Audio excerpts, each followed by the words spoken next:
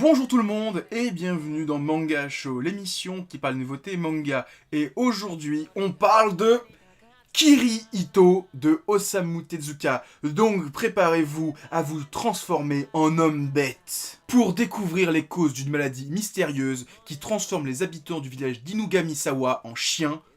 Le docteur Kirihito Osanai est envoyé en mission pour enquêter sur place. Il va y faire une découverte incroyable et sera victime d'une monstrueuse machination. Kirihito, c'est le 5e ou 6e titre de la collection Deluxe Prestige intégrale de Tonkam sur les œuvres de Osamu Tezuka. Donc en 2 ans, on a déjà eu une petite dizaine de titres, quand même à 30€ quasiment pièce, ce qui fait relativement 300€ de grosses briques.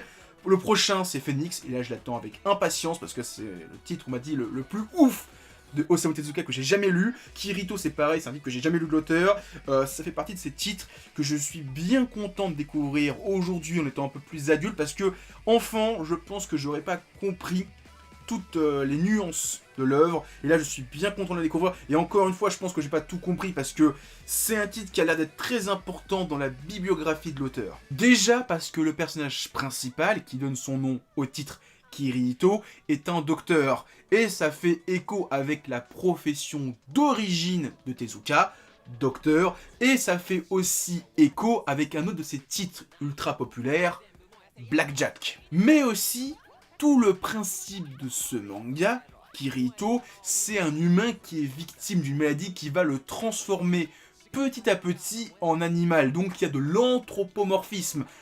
Un thème qui est assez cher à Tezuka parce qu'il y a pas mal de ces mangas où ces personnages principaux sont mi-homme, mi-bête. Donc oui, ça vient à confirmer ce que j'ai dit juste avant. Je suis bien content de découvrir l'œuvre aujourd'hui avec pas mal de bagages culturels parce que voilà, toute cette histoire par rapport à la bibliographie de l'auteur, je l'aurais pas forcément saisi quand j'avais 8-10 ans parce que forcément Tezuka, je savais pas qu'il était médecin, je connaissais pas toute sa bibliographie, je connaissais pas toutes ses œuvres, j'en connais un peu plus aujourd'hui, donc forcément je comprends un peu mieux l'œuvre dans la bibliographie de l'auteur. Il y a aussi des thèmes qui sont relativement conséquents et que je pense que, étant plus jeune, je les aurais pas saisis tout de suite, comme par exemple la discrimination, parce que Kirihito, en devenant un homme bête, il va être victime de discrimination, ça va être une petite partie de plaisir pour lui de survivre dans ce monde où tout le monde le traite d'homme bête, c'est une sous-espèce, c'est clairement t'es inférieur à nous,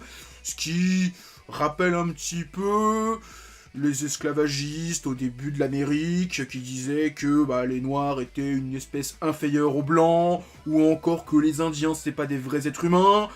Oui, forcément, je pense qu'à 8-10 ans, j'aurais pas saisi tout ça aussi clairement qu'aujourd'hui. Et aussi, maintenant que j'ai lu beaucoup plus de mangas et que je sais que certains auteurs sont des fans inconditionnels de Osamu Tezuka, comme par exemple Naoki Urasawa, Kirihito et l'histoire des 3 Adolphes, je sens que c'est des titres qui ont beaucoup marqué l'auteur, donc Naoki Urasawa, parce qu'il y a des thèmes dans Kirihito et l'histoire des 3 Adolphes qu'on retrouve dans Monster. Le médecin qui est traqué, trahi par tout le monde et qui va un petit peu faire un tour du monde pour essayer de se venger, c'est un petit peu l'histoire de Tenma aussi. Donc je sens que Kirihito a pas mal marqué Naoki Urasawa pour son personnage principal de son manga Monster. Donc oui, je suis très content que ce titre sorte enfin en France, ressort dans une édition Deluxe, parce qu'il était disponible, mais à des prix déraisonnables, et j'ai pas forcément envie de payer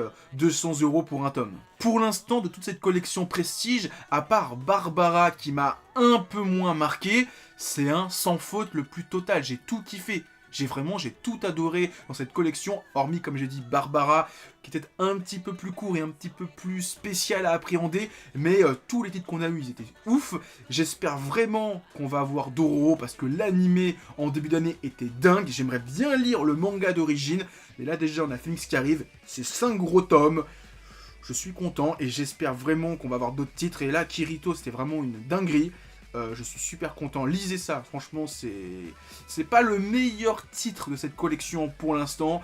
Je pense que les 3 Adolphes m'a le plus marqué, Bouddha était très bien, et Phoenix je l'attends avec impatience parce que tout le monde me le survend en me disant que c'est le truc de dingue. J'ai hâte, parce que 5 tomes là, je suis très content. Là, j'ai hâte que ça sorte au mois de janvier ou février 2020. Mais ouais, je suis très très content. Niveau dessin, bon ben c'est du Osamu Tezuka. Si vous avez lu Ayako, MW, l'histoire de François Adolphe, Bouddha, etc., vous savez à quoi vous attendre parce que c'est le même style. C'est le style de Tezuka, le style des années 70-80, c'est son style, il ne changera pas. Donc si vous avez aimé ces mangas, pour l'aspect, le dessin, ben vous allez tout autant kiffer parce que c'est le même style. Et aussi, peut-être que je dis des conneries, parce que bon, ça fait longtemps que j'ai pas eu ces titres, mais dans ce titre, il y a quand même des pages relativement dingues. Il y a des passages, des plans où je dis waouh, on l'appelait lieu des mangas, je comprends pourquoi. Il y a franchement, il y a des découpages, des cases, des pages qui sont dingues. Je vais essayer de les retrouver, parce que bon, il y a quand même 800 pages dans ce bouquin, j'ai pas tout en mémoire, mais il y a des pages où je me dis waouh, le dieu des mangas, je comprends son titre, il l'a pas usurpé. Tant au niveau de l'histoire, où elles sont toutes dingues, mais même en termes de dessin, il y a des passages, en termes de découpage, c'est une claque. Tu dis, il faut apprendre le manga en lisant Tezuka. Tu vas apprendre le découpage et après tu vas monter en puissance. Tezuka, c'est un truc de dingue. En conclusion, Kirito, c'est de la balle. Tout ce qu'il y a eu dans cette collection Osamu Tezuka Deluxe de Delcourt Tonkam, c'était super bien. Barbara, comme je dis, j'ai un peu moins aimé, mais jusqu'à présent, il y avait quand même que un sans faute. Kirito, c'est super bien, je vous le conseille, franchement, je vous le conseille, c'est super bien. Après, de toute façon, j'ai fait une vidéo, là, vous avez vu, soit vous aimez, soit vous aimez pas. De toute façon, Tezuka, soit vous aimez, soit vous aimez pas. Si vous aimez pas, c'est pas ce titre qui va vous faire changer d'avis. Mais voilà, moi, j'ai beaucoup aimé, et j'ai hâte de lire Phoenix. Donc voilà, c'était ma vidéo sur Kirito. Avant de se quitter, partagez, likez et commentez la vidéo. Et en description de cette vidéo, il y a mon Twitter, mon Instagram, mon Discord. Donc moi je vous dis à plus, continuez à lire des mangas et ciao!